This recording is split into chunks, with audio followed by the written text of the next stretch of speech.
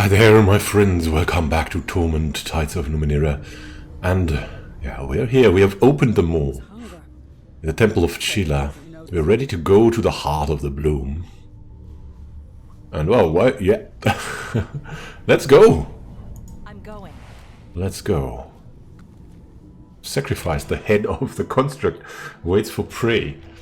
And now, is this the heart?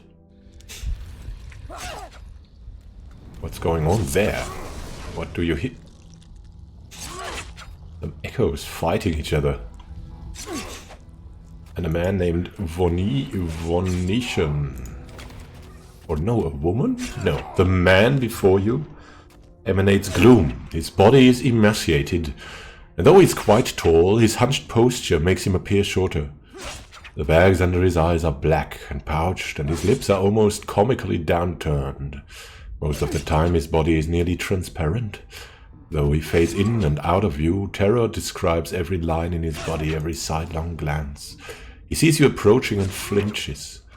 With shuddering breath he straightens, smooths out his ragged clothing and says, "I am Vonician, hello." Ken thought she's not like most of the others, perhaps because she just arrived. "Tell me how you came to be here." "I don't remember much," he says, touching a ghostly temple with a shaking hand. "I was following someone I knew. To help them? Cut them?" His fingers press into and through his head, but he doesn't notice. A maw burst from the floor. I fell. I felt crunching. He raises his eyes to yours. "It was me, my bones, my body, but I'm still here." He stares through one of his transparent hands. "Every day the bloom takes more of me. I'm fading away." And thought, there's no way out. I've been here long enough to know that. "What can you tell me about this place?" Be our guide. "The gullet, they call it. This is where the bloom's food is digested. A fear fades to despair. Where we wait to dissolve or to die." He swallows. "I've survived longer than the others by hiding in shadows. The ones that fight each other are always looking for prey." He covers his eyes, but you notice they're still open, and his hands are transparent. "I've seen such strange things here, such horrible things." What kind of things?" "I spent a day watching a bulge move down the wall over there," he says, pointing. "Though it was a tumor at first, but then I heard it sobbing, begging for help." Turns back to you. "After a time it dissolved into the wall and the begging stopped." Something else? A talking wound in the floor, speaking through bubbles of pus. It promised it was an escape from this place, a tunnel to the outside. Only one of us was desperate enough to believe it. He hesitates, shaking. "Rubin crawled in. She said she could see daylight." And the wound chuckled, and we heard bubbling like a pot on the boil. Closes his eyes tight. "She screamed for hours and hours and hours." Then the whirlpool. There's something inside it, down below. A heartbeat like thunder. People who stare down that hole, who glisten to the beating of the heart. Shivers. They can't walk away. They lean closer and fall in. They fall in, smiling. Shakes his head. "Nothing more. At least I will not speak of more. Farewell, not here, not ever again." What's that? A pillar of abominations is erupting from the floor. Pus and bile drip from the tortured mangle and collect to form a moat at its base. There's a tongue cluster here, and this is... The walls are composed of half-formed organs and pulsing arteries. You can hear fluids pumping within and the sounds of flesh shaving against flesh. The mouths on this pillar, softly breathing in and out. Long streams of yellow drool flow into the depression below. Do we have to fight with these? No, I don't think so. But we should talk to this tongue cluster, maybe.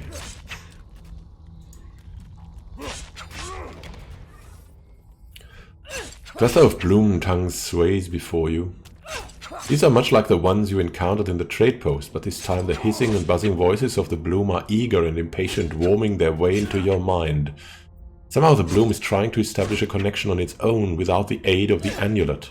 You realize that the amulet granted you a measure of control over the voices, but now that control is gone. Ooh, yeah. Should we risk it? No. Oh yes, we're just too curious. The voices grow louder, slithering into the cracks and crevices of your brain, dragging forth memories that are buried deep within you. Pain laces through your head white hot as the tongues fixate upon a memory and try to wrench it free.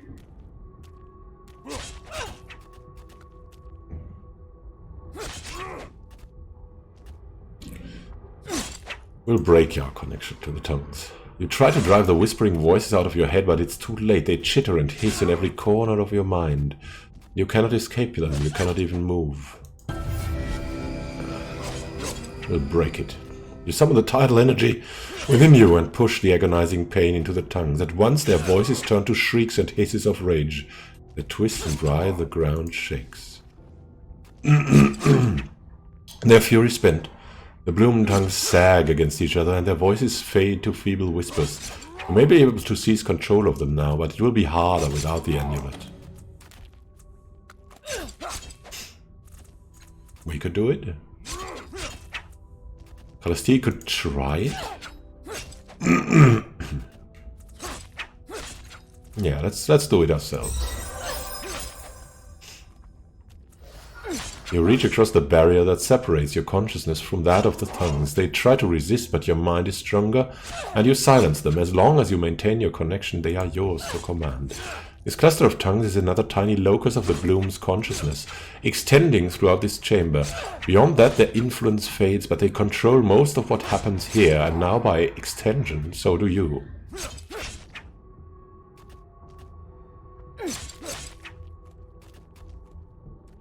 We'll send the combatants away. Listening with the alien perceptual organs of the tongues, you cast about for the chittering of nearby moors. At last you find one. It's locked away inside some darkened cyst, stranded in the depths of the bloom, lost and forgotten. You force some of the slumbering bloom voices in this chamber to call out to the moor, and its own set of voices responds. Understanding your intent, the moor opens a portal on top of the battling shades, sucking them away and spitting them into the isolated cyst where it dwells. They won't find their way back here for some time, if ever. Try to sense what's happening outside of the chamber. The roots of these tongues extend beyond the limits of this chamber, where they are joined by countless more. Twisted and knotted together, they chitter and screech in a million little voices, snaking down towards something else. A vast, unfathomable presence that subsumes them all. A great pounding noise rises from the place where they converge, lighting up all the nerves in your body with every thunderous beat. Whatever it is, it's very close. Try it again. The roots of these tongues join millions of others, twisted and knotted together, descending from the upper layers of the bloom. You can sense a great thunderous beating sound from the place where they all converge, which isn't far below this chamber. Alright, let's reopen the portal to the Shrine of Chilla. You call upon the alien perceptual organs that are strewn throughout the chamber, pulsing sacs of blubber, hollow protrusions of bone, and wriggling tubules that see into other dimensions. None of them detect any sign of the portal that brought you here. The secret Moor has closed or hidden himself, perhaps, and you cannot go back the way you came. Alright, let's break the connection then. Step away from the tongues and their voices fade. Now, something has changed, Venetian. Venetian turns, wringing his transparent hands, a half-hearted smile on his transparent face. Welcome back. I'm going. Yeah, let's have a look here. Pretty gruesome. What is that? Disruption Blade. Based on speed. Wow, that looks good.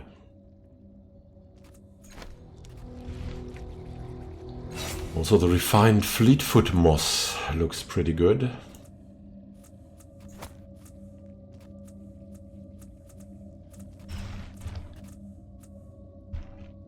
Here's intellect, might.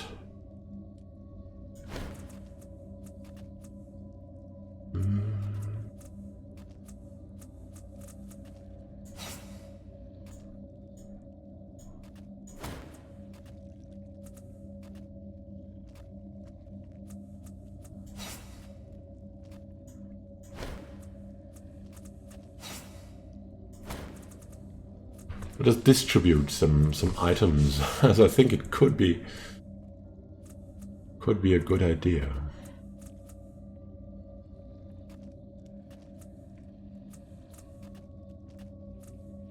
It's speed, yeah. Let's give that over. Tie bear, just in case.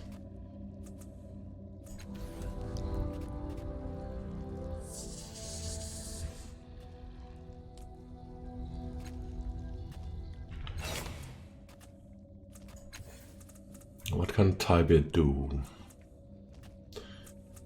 I mean, instead of the Quick Eyes Axe, which gives 15 damage plus 1, we could go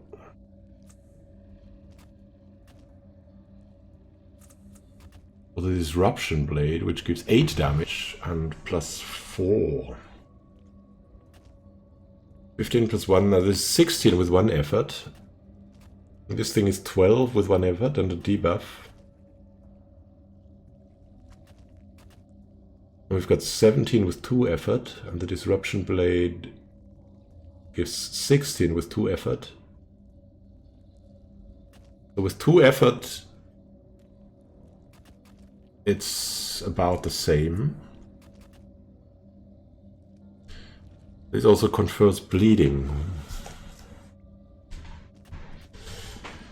The Quick Eyes Axe is pretty good, but I cannot have a shield with it. It's based on might.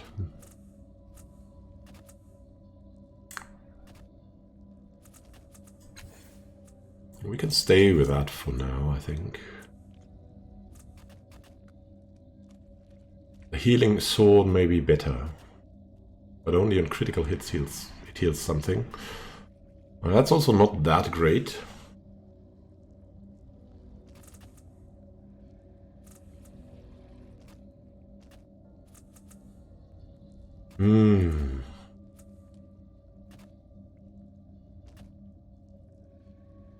Impossible Blade.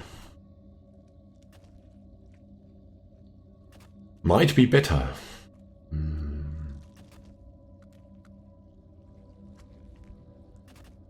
Because it's relativistic damage, which ignores resistance. Yeah, that might be good here.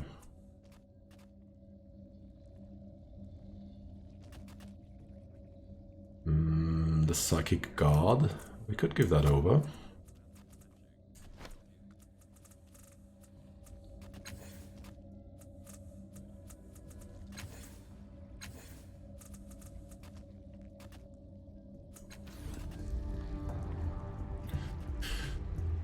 Go.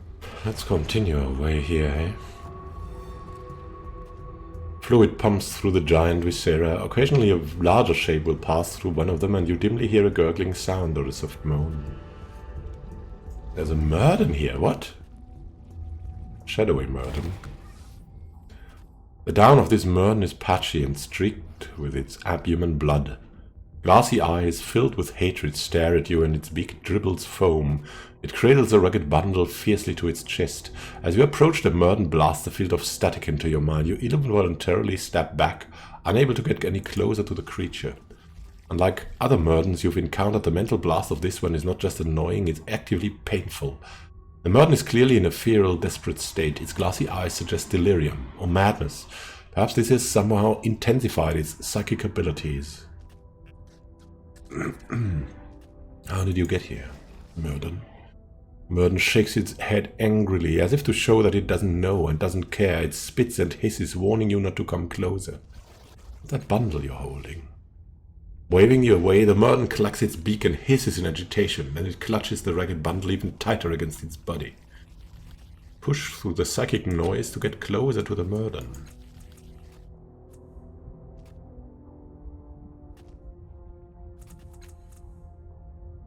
Let Calistique do it.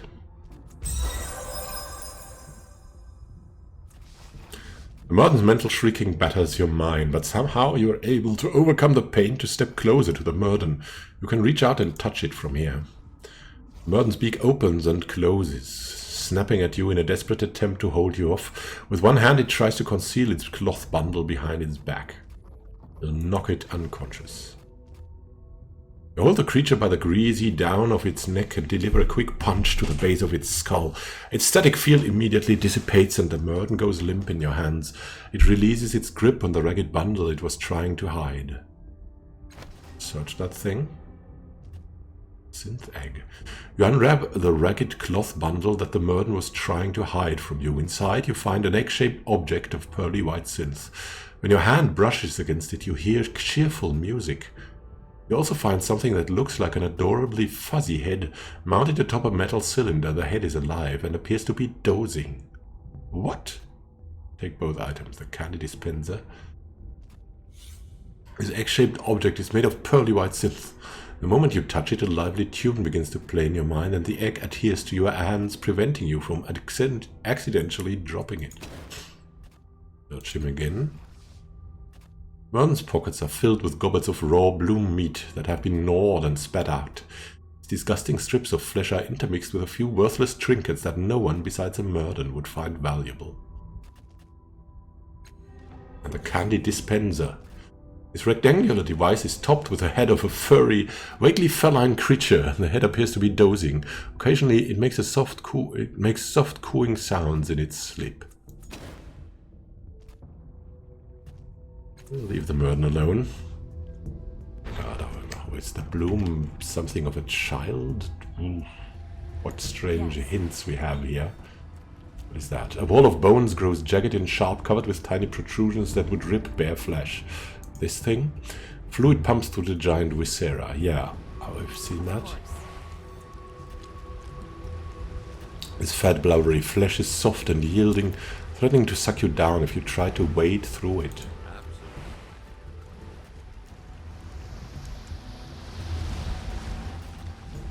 Let's hurry a bit then. What's in there? I'm ready. Chins! Someone lost chins here. I'm out of my mind. What's the whirlpool? That one is contemplating to jump into it, right? Despair lines the face of this ghostly figure. His aquiline features are clean and strong, his head shaven. His eyes' empty sockets are bleeding, but they turn to you. Hello, he says. His voice is deep and sepulchral. I'm glad you're here. Kill me, please. Jan thought she looks substantial. Could she have arrived here without being eaten? What happened to your eyes, man? I don't know, he says flatly. I came here too long ago. And memories are the first thing the gullet takes, then hope, then the senses. Looks down. All I know is that I've been here a long, long time. Why are you standing here? Listening, he says, with a slow nod in the direction of the whirlpool. It sounds like a heartbeat, doesn't it? He leans forward, ever so slightly. It sounds like peace. Do you ever think that standing near this thing is what's making you want to die? He goes still for a moment, considering your words. Perhaps, he says at last. Or perhaps it's the fact that I'm trapped here, and I'll never ever escape until I'm dead, but I have no fear. I'm not giving myself to whatever is down there. He leans away from the whirlpool ever so slightly. I've seen what happens to those who throw themselves into those waters. Mouth twists. They're torn apart, but they don't die. They live on as part of the bloom. We hear them weeping sometimes, or screaming. Why do you want me to kill you? I mean, it's pretty obvious. He looks at you, shocked, and speaks slowly. Why do I want you to kill me? Are you completely blind? Look around you. Look at this place. Do you think I want to dissolve here? The bloom is eating me, digesting me, and I'm stuck in its gut. What life is left for me? I'm already dead. Anything would be better than this. What happens if I kill you? When I die, I disappear. The bloom gets no more of my essence. Whatever afterlife may await us is my reward. If you don't... All silent sighing. If you don't, I'll be here, fighting despair, listening to the weeping of the others and trading hopeless words until I fade away.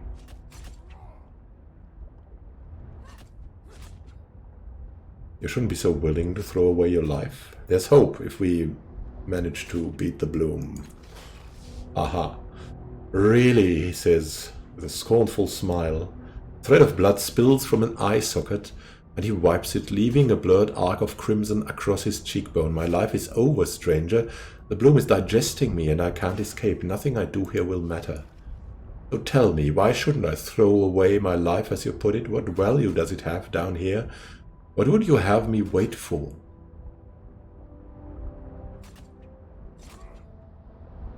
I mean, there's this other man.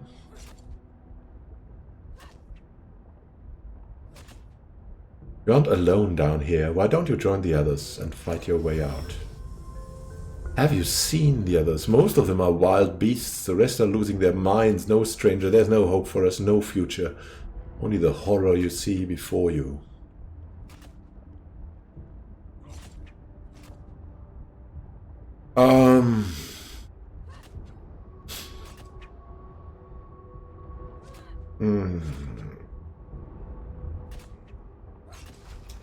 Try that again. The bloom is weakened fractionally. I die. I cease suffering. I don't stand here blind in the wet dark until the bloom digests me. Alright, if he really wants it, he'll slash his throat with a transdimensional scalpel.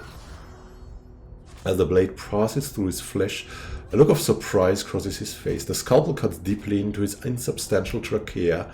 A spray of horrifyingly substantial blood spews from the wound. Even as he fades away, Saiwan finds a way to smile. My thanks. And thank you for watching, and happy gaming to you. We'll continue our horrible journey in the next episode. Have a great time until then, and happy gaming. This is Immanuel signing out. See you soon, my friends.